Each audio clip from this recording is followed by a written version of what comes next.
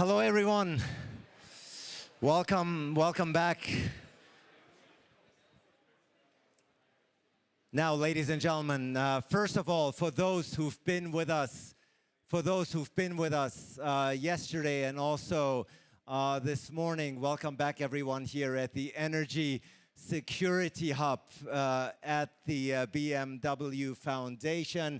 For those who are just joining us, I'm looking here in the audience. My name is Ali Aslan, international moderator and journalist. I've had the pleasure of moderating many of the panels yesterday and today, and it's my great pleasure to announce the next panel coming up. It's actually going to be a new format, an innovative format, which I'm very much looking forward to. Very interesting speakers, should be a really good one. And it is my great pleasure to hand over for the New York Times debate, which is going to happen here on this very stage. I'm seeing a packed audience, so clearly great deal of interest from everyone as to how AI and democracy are compatible, or are they? We'll find out. Listening to our foremost speakers. And to kick off this debate, it is my great pleasure to hand over to none other than the president of the New York Times. Ladies and gentlemen, please welcome Stephen Dunbar-Johnson. Thank you. I got it. Thank you. Very good. Thank you, Ali, for your kind welcome. As you say, what a packed room. My goodness. It's great to see you all here, and it's also great to see so many familiar faces in the crowd. Good afternoon, everyone, and welcome to the New York Times debate at the BMW Foundation's Energy Security Hub here at the Munich Security Conference. This is a moment where we try to mix a provocative, thought-provoking, and heady cocktail of theatre, but not at the expense of substance. Where you, dear audience, are also an important part of the mix. So I urge you to lean in to the experience over the next 45 minutes or hour. Our mission at the New York Times, through this debate format, which is curated by Debatable and our partners at Kite Insights, is to create space for balanced, nuance, and respectful argumentation where we can disagree well. In an increasingly polarized world where inflammatory and entrenched opinions tend to eclipse other perspectives, we need to enhance our listening muscles and to test our biases that are increasingly reinforced by algorithms. So, as you heard, my name is Stephen Dunbar-Johnson, and as President International of the New York Times, I'd like to extend a warm thanks to Heba Agib, Heike Schneeweiss, I'm getting all these, pronouncing these terribly, so I apologize, and Maya Wolfsassen at the BMW Foundation for your great collaboration. I apologize for being brutalizing your names. It is a great pleasure for us to be here, and thank you for hosting us, genuinely. So my role is simple. It's to welcome you to what I'm sure is going to be an invigorating, thought-provoking debate, and to encourage you, as I said earlier, dear audience, to interact and encourage our brave debaters with enthusiastic applause and even whooping when you land, or when they land, a salient point. But I'd now like to introduce the star for me, my colleague Katrin Bennhold, who will steer us through the debate. Katrin, despite her youthful appearance, has worked for the Times, unbelievably, for 22 years, I think. Reporting from over a dozen countries, she was Berlin bureau chief, from where her reporting provided our global readers with deep insights covering a range of subjects, spanning from the far right's infiltration of Germany's security service, on the one hand, and to why Germans love to get naked and drive like maniacs on the Autobahn on the other. As a German citizen, I suspect she wrote that piece with some deep first-hand knowledge. Katrin has frequently hosted the hugely popular New York Times podcast, The Daily, and now hosts The World, which is the new flagship global newsletter of the New York Times. The World is a new initiative that we launched last September. It's a daily newsletter for curious people, you're all curious people, I think, around the world that brings the reader a mix of original analysis and a roundup of the biggest global news stories and a few delightful surprises in video and in text. Katrin regularly writes herself, tapping into her experiences in Europe, but above all, she plays host to her reporting colleagues all around the world to bring our readers particular insights on stories and their experiences in the countries that they report from, frequently through video. So I urge you all, if you haven't signed up to it, to do so. Or to say, Katrin is a rock star, and for those of you who haven't yet signed up, please do, as I said, and I urge you now to give her a very warm round of applause. Katrin, the floor is yours. Thank you.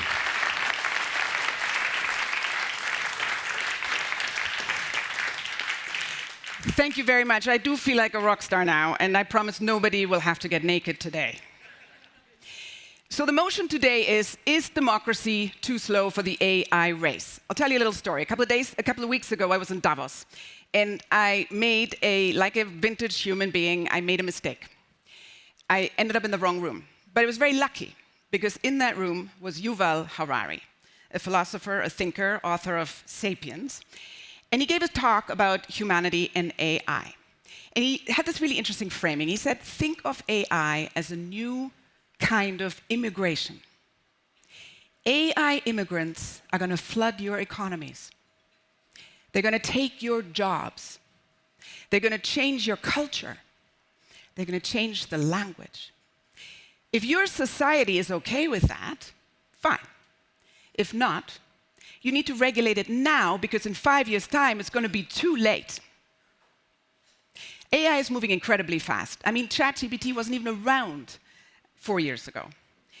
The stat that recently really got me was that the money that is being spent currently by the tech industry on building data centers every year is staggering, some $600 billion last year alone. That's the equivalent of the entire US federal highway system, which took 35 years to build. So the tech industry is building a federal highway system every year. These tech guys are not messing around. Come on, democracy, right? But what's the question, the really big question, joking aside, that we are debating tonight? The question is, can this stuff play out and actually work out well for us? Can we regulate AI in a way that protects us and our democracies? Or is AI actually incompatible with democracy? Either because authoritarian regimes are just better at being ruthless about big projects, or because the concentration of wealth and money and power in the hands of just very few is intrinsically incompatible with democracy. It's a big question, very important question for us and the future of our children. But don't despair. We have 6 amazingly smart people in the room to just figure it all out for us. So we've got an hour, and in an hour you're going to walk out of here and hopefully feel enlightened. Will the debaters please make their way to the stage? And I need you to welcome them warmly to get them in the mood.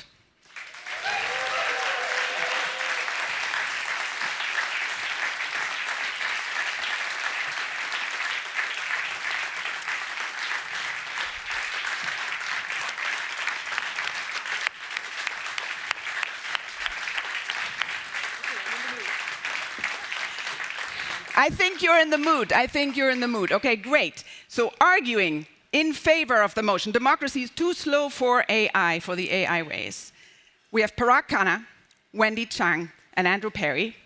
Arguing against, we have Arancha González, Dmitri Alperovitch, and Claudia Plattner.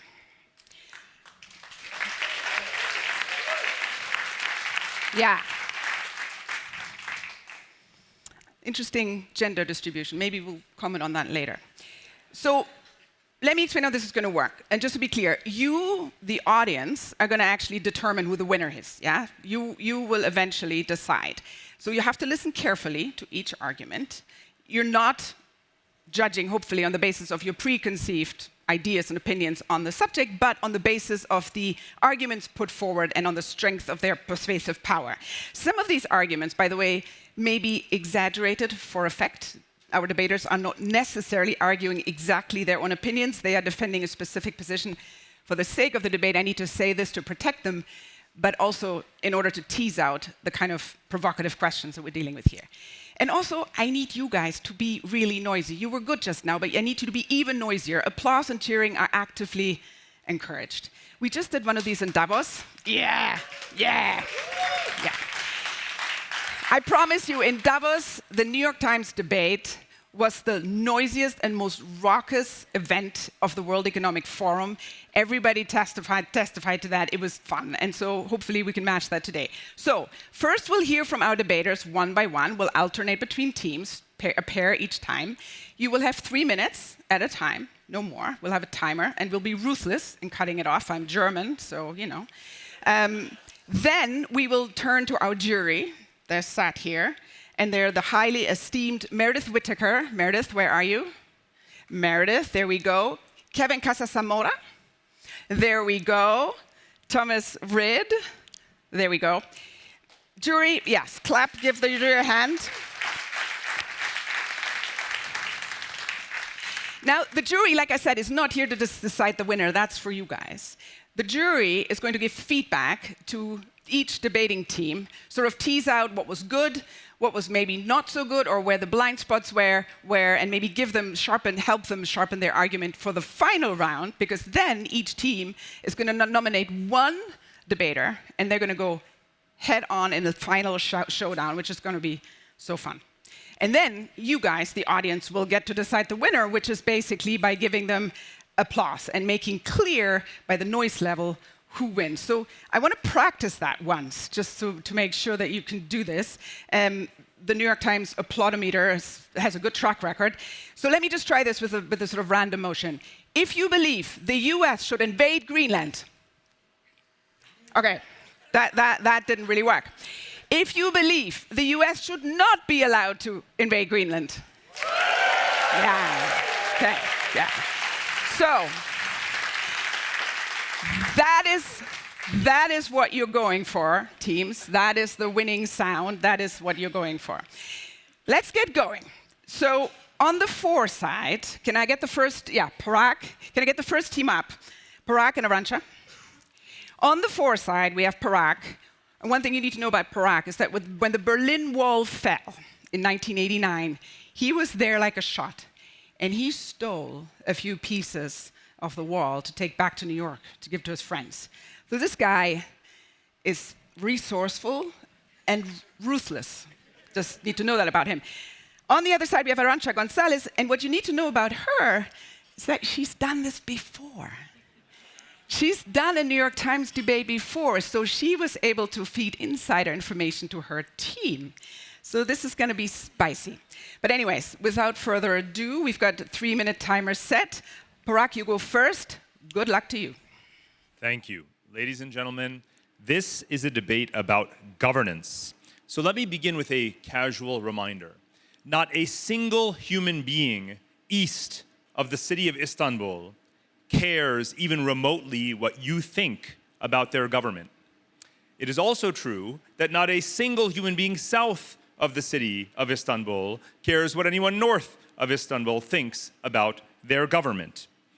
So to the extent that this debate is taking place not just inside, but outside of this room, on behalf of 75% of humanity, let me assure you that our side has already won rather comfortably. The vast majority of the human population is not interested in democracy for the sake of democracy. They're interested in material improvements in well-being. That is the stuff of governance. To the extent they enjoy a degree of democracy, they would be willing to sacrifice some of it in exchange for better governance. They do not want to be like you. They want to be better versions of themselves. They do not want westernization. They want modernization. They would rather have a stable and progressive technocratic government, one led by experts working together with AI, than a flailing populist democratic system. In fact, so would most Western citizens themselves. 58% of those surveyed by the Pew Research Center would prefer a system of government where experts make decisions rather than elected officials.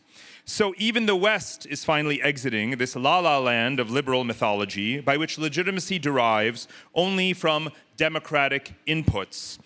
But that is neither necessary nor sufficient for good governance, because legitimacy also depends on outputs. And those outputs come in the form of measurable benefits to society: housing, schools, jobs, safety, hospitals, and more.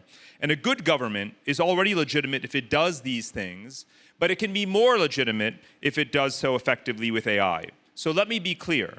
Harnessing technology to deliver societal benefits is the only race. It is not a race between democracy and authoritarianism. It's about old versus new models of governance. And the best kind of regime to innovate governance in the age of AI is a technocratic government, one that is led by experts, that seeks to maximize welfare, and that constantly collects feedback from the public to improve its performance. And only technocratic states are capable of doing that right now. States such as Singapore, China, and the UAE are miles ahead in using AI in their economies to train workers for the oncoming job apocalypse, for example, and regulating AI as well. So just ask anyone outside of this room in the global majority, and you'll have your answer.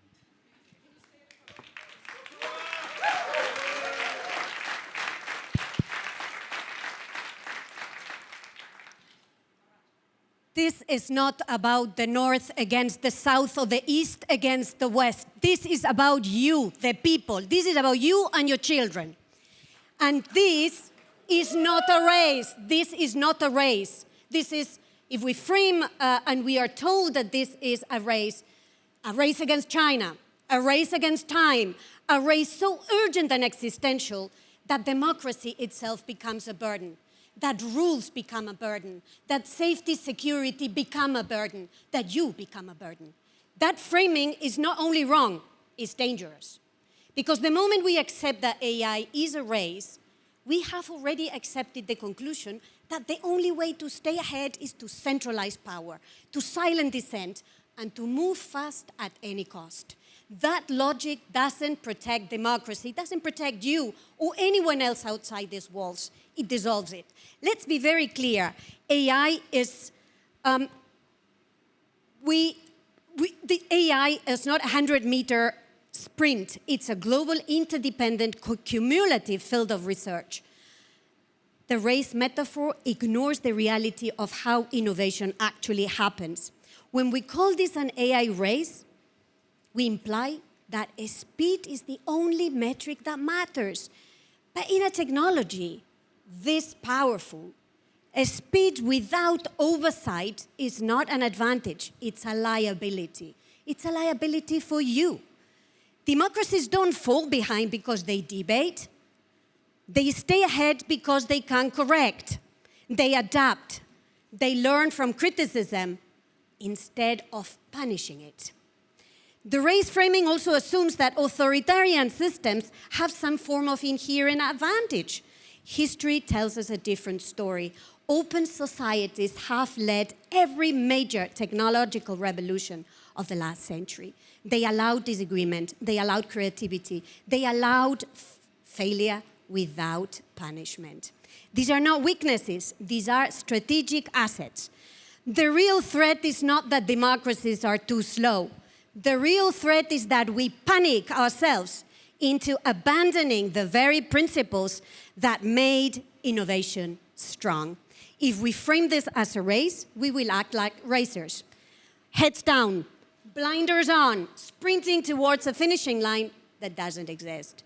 If we frame it as a shared human challenge, we can act like leaders, thoughtful, coordinated, committed to building a future that is not just technologically advanced, but that it's free, fair, and safe. So please help us in rejecting the race. Let's reject the fear. Let's remember, democracy is not an impediment to innovation. Time. Thank you. Thank you very much. So yes, you can take your seats. On the foresight, I heard Parag say that outcomes matter more than elections. And legitimacy actually comes from outcomes, not elections. So democracies may be too slow, but it doesn't matter because what we care about is results. Arancha, on the other hand, says democracies might be slow, but they also avoid mistakes, potentially existential debates and sort of, societal apocalyptic mistakes. Over to the next two debaters. I have on the foresight, Wendy Chang. So, and Dmitri, if I may ask you up here as well. So Wendy is not just a China expert, she also has a little art gallery in Berlin, and she's always on the lookout for cool new artists. Good luck with that in Munich at the security conference. Yeah. On the against side, we have Dmitri, who is host of a podcast called Geopolitics Decanted, which is basically his excuse to drink a lot of wine and then talk a little bit about geopolitics. And we thought we'd sort of make you feel comfortable by providing you with a glass of wine. So we're gonna have a New York Times debate decanted. Is that an attempt to make me lose? Well, I think you're used to it. But Wendy, you're the first up. Give him some time to get a little tipsy. 3 minutes, off you go. Hello. Democracy is great when it comes to representing different voices to building consensus. Democracy is not so great, however, at moving fast. And the AI race is one that demands speed, scale, and coordinated action. We have a tough job here today on our side, arguing for AI, which I know many of us still have reservations about. And for daring to suggest that democracy could be flawed and uncompetitive. But my job here is to paint a picture of how state-led directed systems, like the one in China, can succeed by moving fast, so we know what we're up against. Now, breaking through in a transformative technology like AI requires not just private sector investment, and lots of it, but also sustained policy support over a long period of time. China's top-down industrial policy has been very effective at doing this. Case in point, their green energy transition. Due to long-term policy support, China now has the world's largest and fastest-growing renewable energy system, providing vast amounts of low-cost electricity for industry and data-intensive sectors. Since AI requires a tremendous amount of electricity, access to cheap energy gives them a competitive edge in the long run. We can contrast that with the US, where green energy goals have suffered due to the shifting goals of successive administrations. Another prominent example of the China model is their electric vehicle sector. Now, I think this audience might know the story particularly well. Since 2009, the Chinese government has poured the equivalent of more than $230 billion into subsidizing its EV industry, creating a massively competitive sector where traditionally there was none.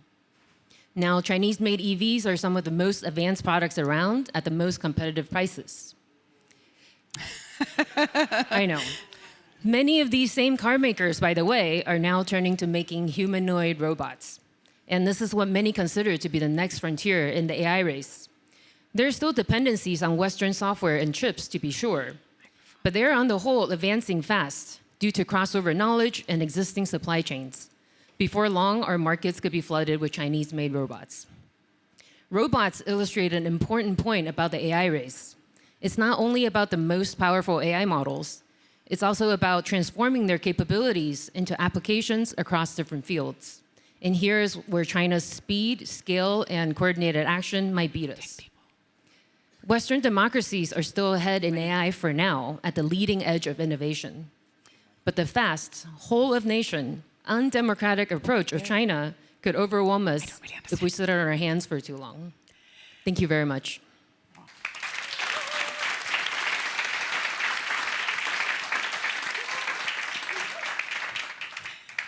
Take it away. I'm glad that my opponent agrees with us that democracy is winning the AI race.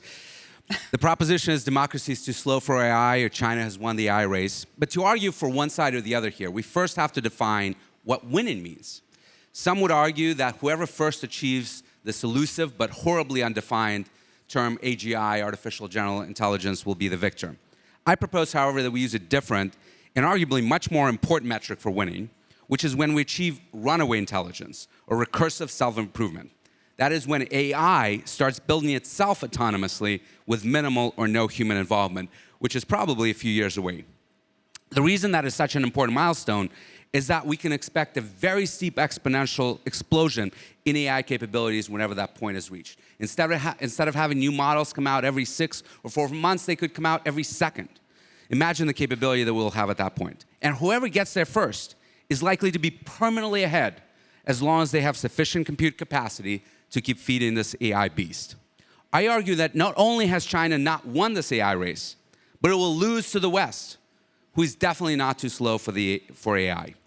There are 4 main ingredients needed to build frontier AI models: talent, compute, which is advanced chips and data centers, enormous financial capital to procure them, and data. Both China and the United States have plenty of talent, money and data, and a broader West for training models. And no one else in the world comes even close to them. The only major difference is in compute. China is lagging behind in ability to produce advanced chips, largely due to Western export controls on semiconductor manufacturing equipment, like the Dutch ASML, needed to build the most advanced chips. It is also highly constrained in its ability to buy Western chips due to US export controls. Indeed, Chinese companies themselves are regularly complaining that the lack of access to chips is their biggest impediment to advancing AI. The DeepSeek model that made so much news last year was self-admittedly by their staff trained on NVIDIA A100 chips, which they had been able to procure before the US ban on those chips took effect. There are literally trillions of dollars that are being spent today by Western AI companies, the majority of which is going into the acquisition of AI chips. China is nowhere close to matching that level of spend, in large part due to the inability to source that much compute. Indeed, the gap between Western frontier models and Chinese models has grown in the last year. And if the chips control holds, we can expect it to increase even further. Should this trend continue, Western models will achieve runaway intelligence first, making it virtually impossible for China to ever catch up. It will be game over in the AI race, and China will lose. Thank you. Thank you very much. Yeah, keep that. Cheers. So what I heard Wendy say, we're toast. China's going to win this. And what I heard Dmitri said is, China doesn't have a chance in hell because they don't have the chips. Interesting. So we have 2 more speakers, the last pair going up. I've got on the 4 side, Andrew Perry. Now, when Andrew was a child, he wanted to be a cricketer, an artist, a novelist, or ideally all 3. Luckily for us, he ended up in the world of energy infrastructure and AI. So you can talk to us about that today. And on the other side, I have Claudia Plattner, who is a mathematician and a German, and has the accent, and the German accent, which confers a certain amount of authority to prove it. So she obviously knows her stuff. Andrew, you go first, 3 minutes. We talk about winning the AI race. I agree with Arancha. This race is not a sprint. It's a marathon. And the question of, it's not who's leading right now, it's which system can absorb the shock that's coming. In the 1970s, we broke the post-war industrial social contract. Now advanced AI is going to break the market-driven globalized one that we've lived under since, one that already feels fragile. Thomas Piketty showed that when capital grows faster than the economy, inequality widens until you intervene. For most of the 20th century, roughly 2/3 of income went to labor and 1/3 went to capital. That balance has underpinned democratic stability. Since the 1980s, labor's share has already fallen by around 5 percentage points across Europe and the US. Even that modest shift has had major political consequences. And yet, despite the digital revolution we've been through, human labor, both physical and cognitive, still sits at the center of economic value. AI changes that. AI is capital that substitutes directly for labor. It replaces high-skilled cognitive work and, through robotics, increasingly physical work as well. Let's imagine the shift to come. In 1970, Europe had around 1 million coal miners. Most of these jobs disappeared within 2 decades. The physical consequences lasted a generation. Today, Europe has roughly 8 million professional drivers and vehicle operators. Waymo already operates driverless taxis across US cities and is expanding rapidly. That's not speculative, that's happening. This is just one sector. Research shows the complexity of tasks AI systems can complete has been doubling every 7 months. This will be accelerating substitution of labor, not a gradual change. As AI erodes labor's economic value, wealth will concentrate further in the hands of those who own AI capital, the compute, the models, and infrastructure, as Dmitri just talked about. Managing that shift would require major redistribution, a redefinition of labor's role in society. Is that politically feasible within liberal democratic systems built around wage income, dispersed economic power, and electoral accountability? Do we expect all those tech billionaires, very soon to be trillionaires, to voluntarily engineer a large-scale redistribution of their own wealth? Do we see that happening? Is there much sign of it? Karl Popper argued that democracy's strength is error correction, the removal of bad rulers without bloodshed. But that presumes economic power remains broadly distributed. As that balance erodes, so does the leverage of democratic institutions. If democracies must centralize authority to manage this shock, they risk becoming something fundamentally different, in which case they've already lost. China's centralized authoritarian system can coordinate capital for the long term, can implement redistribution without electoral backlash, and can absorb instability. At this point, you might invoke Friedrich Hayek, who argued in the 40s that central planning cannot cope with complexity and dispersed knowledge. But Hayek wrote in a world where information moved at the speed of paper. China's lifted 800 million people out of poverty in 50 years and has already shown how technology can be used to manage complexity of central planning in a vast country. It's demonstrated an extraordinary administrative capacity. I think you sound vaguely like Gemini, or, that's great. The robots are here. They're officially here. Yeah, exactly. That was brilliant. I want to give it up for these two. That was brilliant. Oh, no, we're not done. Oh, my God, the German. We have... that was so rude of me. I was so absorbed in the moment. Claudia, over to you. Thank you. Yes, indeed. I am a mathematician and a German. And as such, I'm the technocrat you were talking about. And if I look at the hypothesis, and just the hypothesis, it is democracy too slow for the AI race? I'm going to handle it as a mathematician does. I'm going to disprove the hypothesis by counterexample. So, very simple. Very simple. What's the most successful country in AI right now? Well, it is, arguably, the US. And last time I checked, it was still a democracy. So, theoretically speaking, I could stop right here, but of course, for the sake of argument and for the sake of the debate, I'm going to continue. It was not regulation that has stopped Europe from building like dozens of competitive LLMs. It wasn't. It also wasn't energy that has allowed China, conversely, to come up with DeepSeek. It was indeed engineering ingenuity. So it has to do with, in all cases, with people. People driving, indeed, the innovation and the way forward. So let's come back to this so-called AI race. I'd like to challenge that term in itself. Whatever we call the AI race right now is driven and fueled by, indeed, LLMs. And you know what? That's a bet. This whole bubble is a bet. It's the bet that AI will take on as an operating system. It will take over as an operating system. Enterprise systems are dead. Well, there are arguments for and against. AI is going to do everything. You don't need the rest anymore. Software is gone. Others say it will just become a commodity. And the real value lies in business integration techniques and the composition itself. We'll see. My point is, there are also other parts of AI that we're not even looking at right now, or at least not discussing as we should. Machine learning has very little to do with LLMs. Reinforcement learning, one of the things that actually made DeepSeek possible, is also something where we're not at an end yet. So my point really is, there are other avenues to explore which take a lot less energy, could be at least a partial solution to the fact that AI gets it right statistically speaking, but not every time, so it's not suitable for everything we want to do with it. So that's another thing. So what we're betting on right now is one direction of AI. There could be so many others, and we don't even know. So maybe we're betting on some key success factors which will change over the course of time. And with that being said, just a small little memory for all of you who are as old as I am. Remember the .com bubble? Give it up for Claudia and Andrew. Amazing. Brilliant. Oh, sorry. Thank you, thank you, thank you, thank you. Yeah, it's getting heated here in the room. Yeah. Amazing. So what I heard Andrew say is that basically we're en route to human labor losing economic power, by extension political power, and therefore, again, we're toast.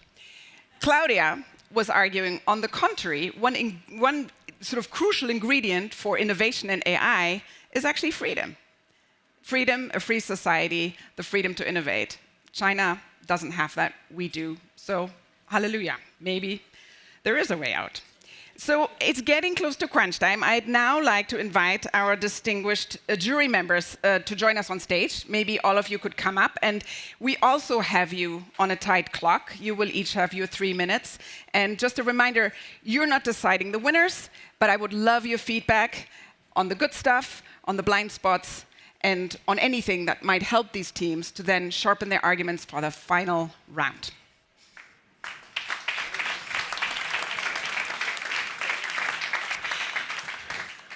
Yeah, feel free to come up.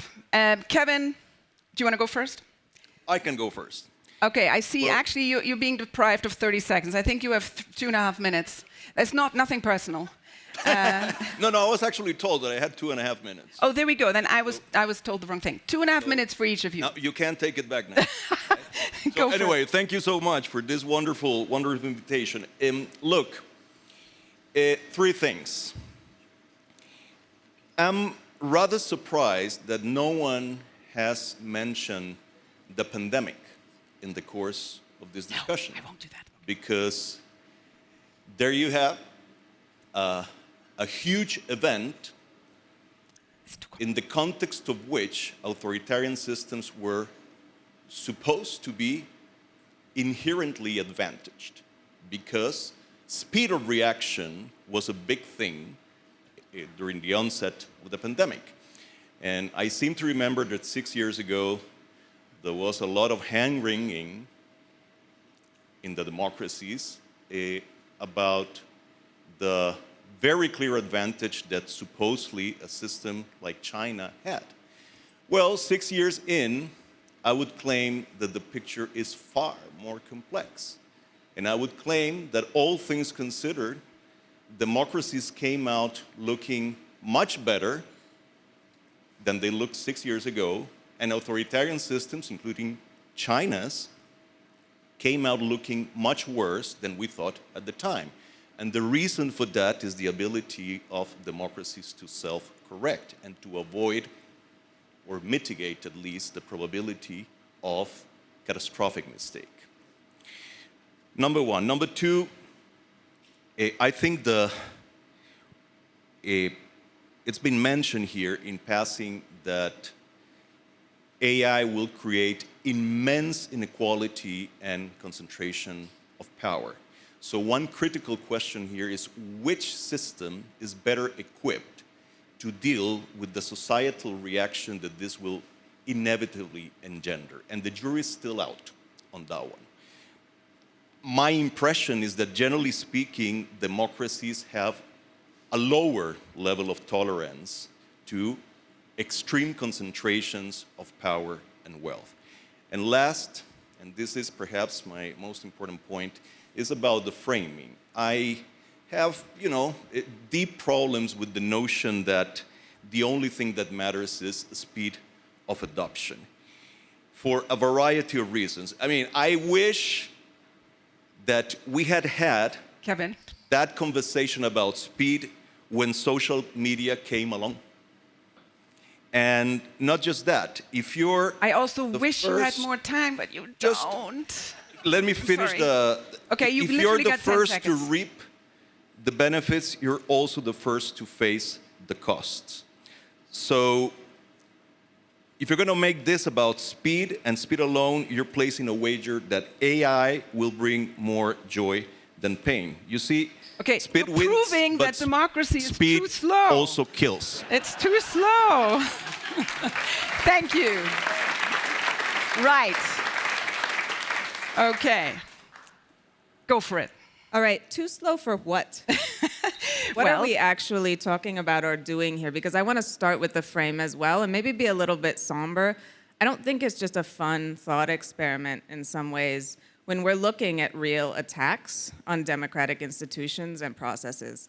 And the framing here, to me, reeks a bit of the kind of accepted desperation that we see in relationship to the AI narrative. There is something called AI, but how many of you all, if you raised your hands, could define that? Would feel comfortable if I handed you the mic defining that? How about you? Okay, so what are we actually talking about? What is going so fast?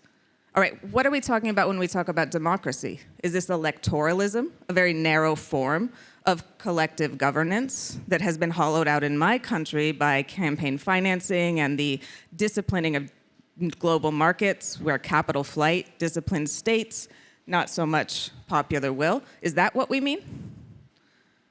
So I'm challenging the frame here because I think this is actually a serious conversation, and what it speaks of to me is there's so much anxiety and so much FOMO around this idea of AI, which is nonetheless ill-defined, whose history, starting post-Cold War with the build-out of the ARPANET and infrastructure that was then turned over to a private market that established monopolies on the backs of a platform business model that collected data, grew infrastructures, was able to innovate deep learning approaches that were newly useful because of huge infrastructures, and then were able to spread those to a world that had already, quote unquote, colonized through their platforms and infrastructures, is something very historically contingent and specific. It is not simply the arc of positivist scientific progress. So without actually defining these, I think we're playing in dangerous waters where we're seeding the idea that AI, a very specific concentrated industry that is based on a very specific historically contingent set of factors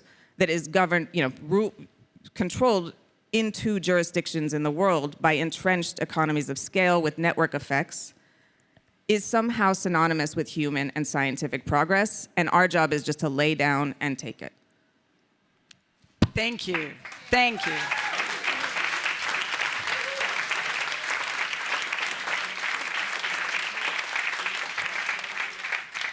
Thomas. First off, well done, debaters. Very clean and crisp arguments so far. A few questions that I would like you to consider addressing.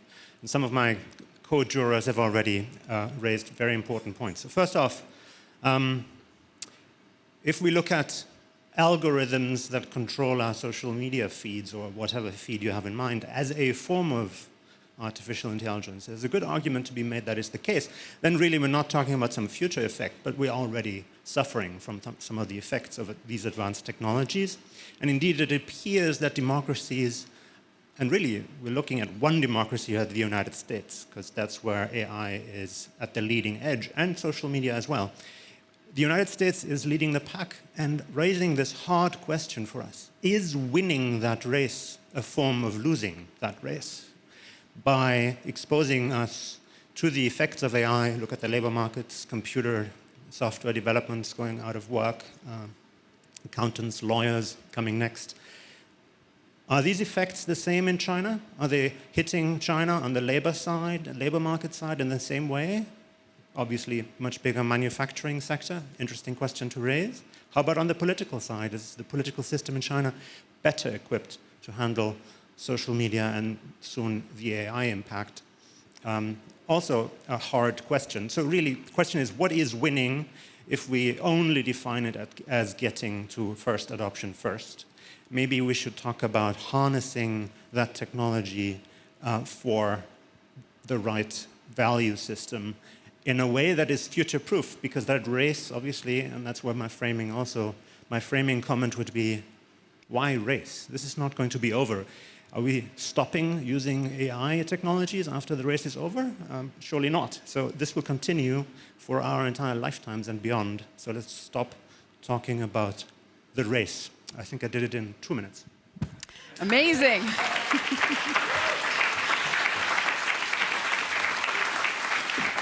Thank you so much to the jurors. Please take your seats, and we will watch the impact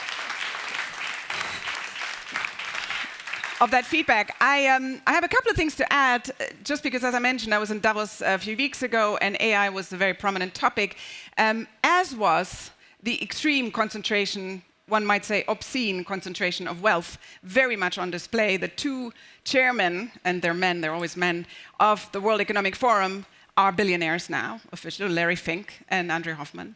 And there are many more billionaires around there.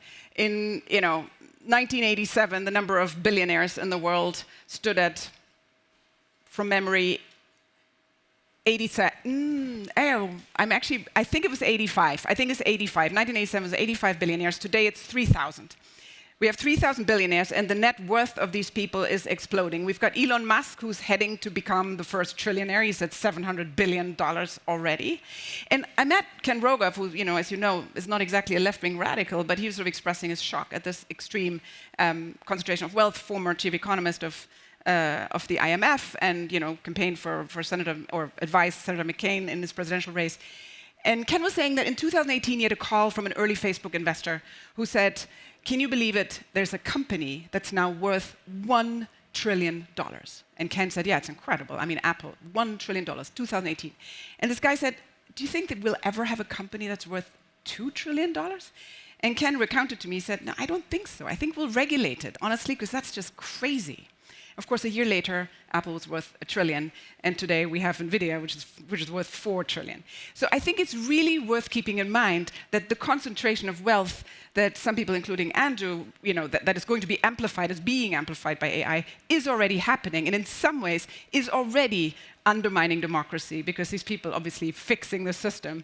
The average, that's another Forbes stat, which I thought was interesting, the average tax rate of billionaires is lower than the average tax rate of Americans. So there you have it.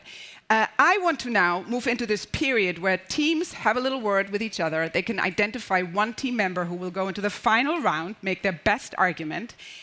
You guys, before I will give you a chance to talk amongst yourselves, I have you as a captive audience, and I will shamelessly show you a promotional New York Times video, because it's our birthday. For 175 years, we've reported without fear or favor. So enjoy the video, and then we'll take 2 minutes for the teams to decide, and then go into the final round.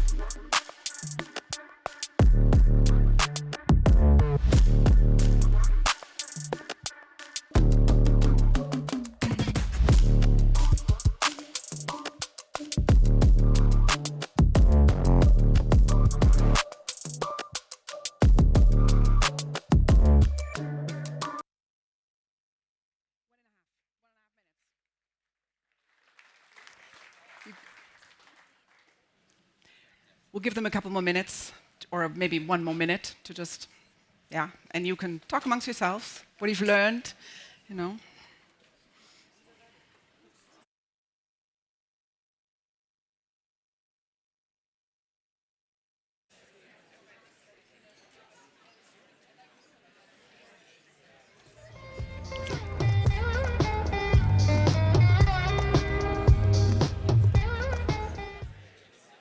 It's like, let's start.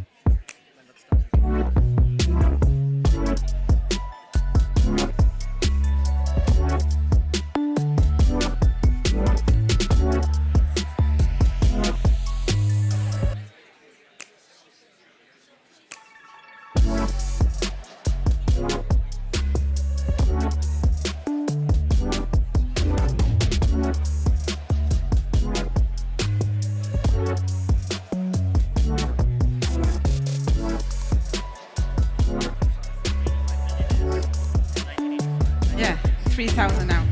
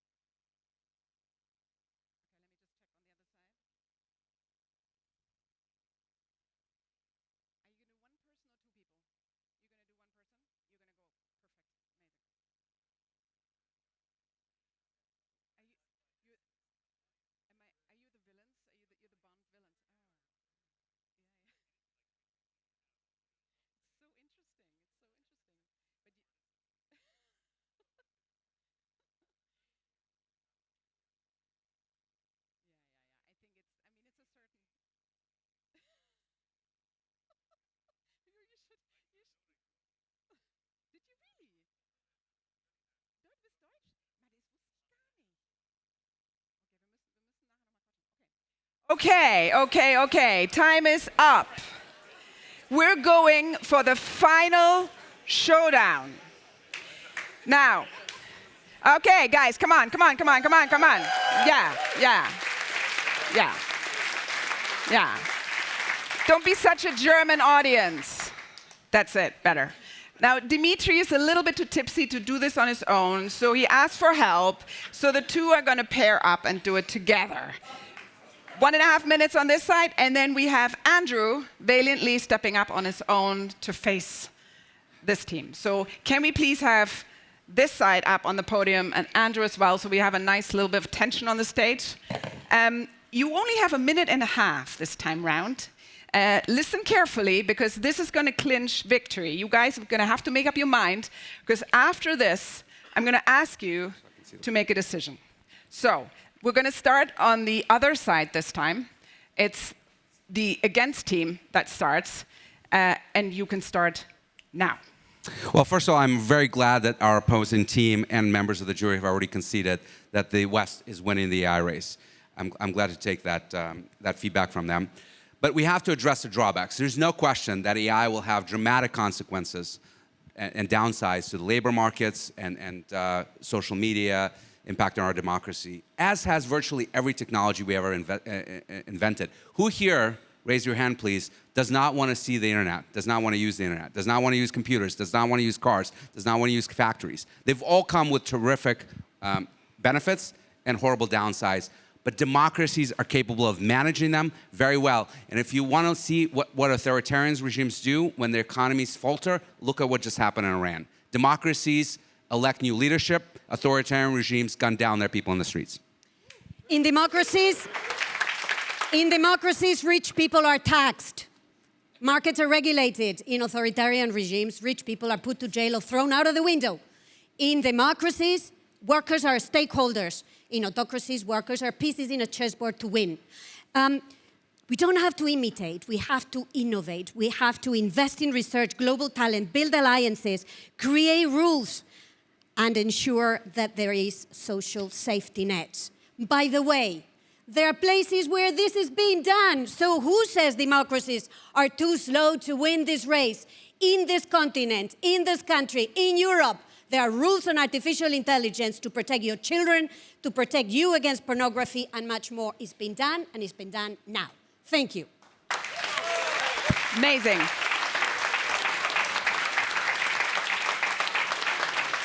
Andrew, I gave them 10 more seconds. You're going to get 10 more seconds at the end as well. Go for it. I'm aware I'm speaking to an audience of sophisticated European Democrats. This isn't about what you would like to see happen or what your values are or the grandstanding that we've seen. It's about the practical reality of what actually will happen, whether you like it or not. So the race has been framed in this room around this race of AGI. Democracy framed that race, not China. So the US has framed the race for AGI. When we talk about race to AI, that's what we mean. It's about trying to get this exponential AGI growth. So yes, and I think democracy will win that race specific one of like tech innovation in the near term. But the real question, the real thing we're trying to debate here is like, who's going to be able to apply this for wide societal benefit? Who's going to be able to do this across billions of people? Who's going to be able to integrate it into technologies across society? And who's going to be able to manage a society within this massive transformation and this wide inequality that we potentially face? So within that application for wide benefit within a complex world, I think there is zero evidence that actually Western democracies are good at this. I think it's wishful thinking. And I'll leave with one example. So the original driverless train was first created in the UK in the early 60s. We now have the grand total of 2% coverage driverless trains in the UK. China has more than half of all driverless trains on the planet. They didn't need to be first, they didn't even have the best innovation, and they didn't even need freedom to do that. They did it because they were able to coordinate and integrate across their economy and their society. Thank you. Give it up for the two teams. Thank you very much. This, ladies and gentlemen, is the moment of truth. It's a lot of responsibility for you, because you're going to have to decide now which team won. The team in favor of the motion or the team against the motion. So if you believe that democracy is too slow for the AI race, give it up for Team 4.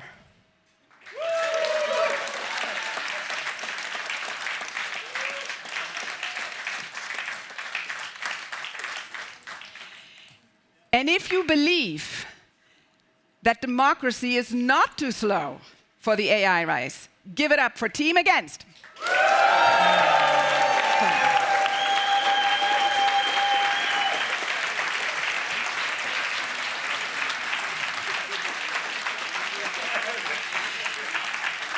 I think that was a pretty clear verdict, and I think maybe we should all go home reassured.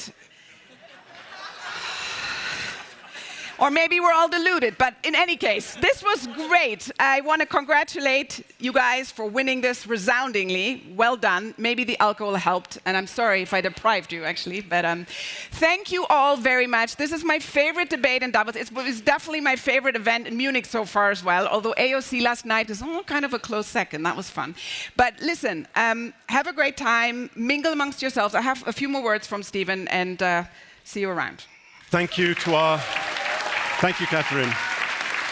Very briefly, I just want to say thank you to our brave and distinguished debaters.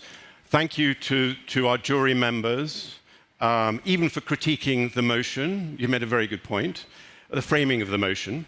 And thank you, Katrin, for your fantastic herding of the cats over the last hour. As Katrin mentioned, this is our 175th birthday this year. Our mission that was set out 175 years ago remains central to everything we do at the New York Times, and that is to report, as Katrin said, without fear or favor, to serve the public by seeking the truth and holding power to account through independent, rigorous, and balanced reporting.